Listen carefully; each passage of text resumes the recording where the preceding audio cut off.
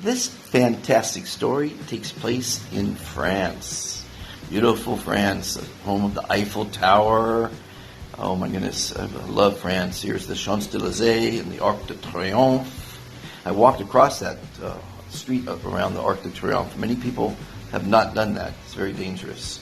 So the story takes place in Cannes, France, the south of France. Cannes is one of the most beautiful cities in the French Riviera. It's home of the Cannes Film Festival. And that's the story I'm going to tell you today, a story you may not believe.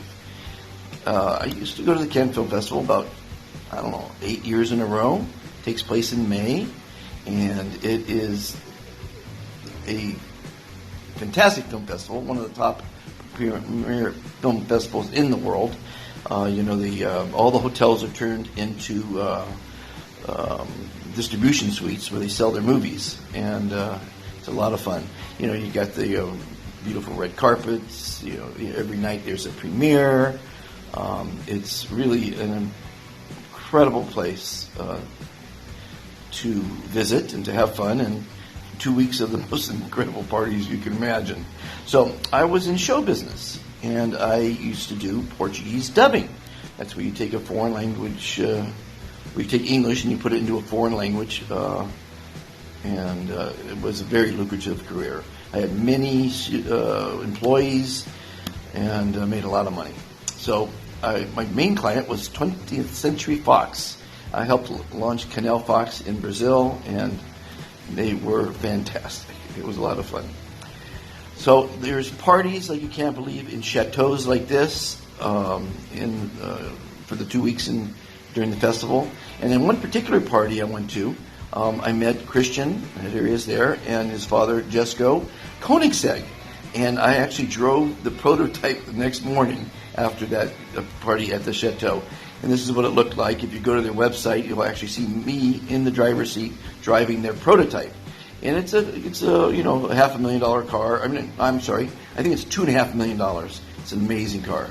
So that was one of my French stories. But anyway, this is a story about one particular night. There's another scene of a party at a chateau. The parties are off the chart. There's never been parties like this. They're on yachts, on super yachts, either docked in the port or at sea. I mean, it's so much fun you can't imagine. So every year I go there and I try to drum up business, and I try to go to the parties. There's one particular evening, a young lady like this had her gown and she wanted to go to the premiere, but she didn't have a date. So I said, okay, I'll go with you.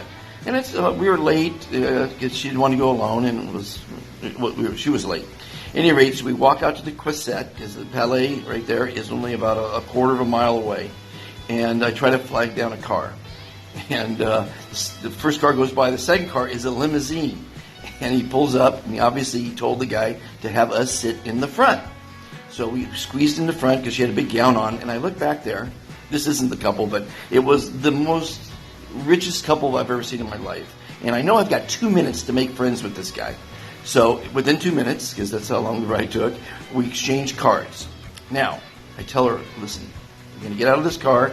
No one knows we're not with this couple. We're going to walk up the steps with them and just follow my lead. So as we're walking up the steps, they're probably freaking out, saying, why are they with us? We get to the top of the stairs, and there's police all around this couple. They shake hands with the couple. They move off to the side. We shake hands with the couple.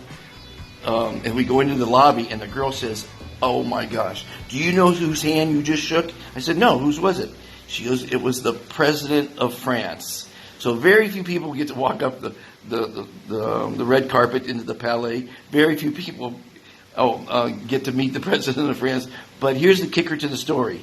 The guy who gave me the ride, and I hope to meet him one day, was Silvio Berlusconi. He was at that time just a billionaire, and then he became the premier of Italy. And there's the Mitterrand, who I met at the top of the stairs, and that's one of my fantastic true stories. Be fantastic, everyone. Have fun in life. Every day counts.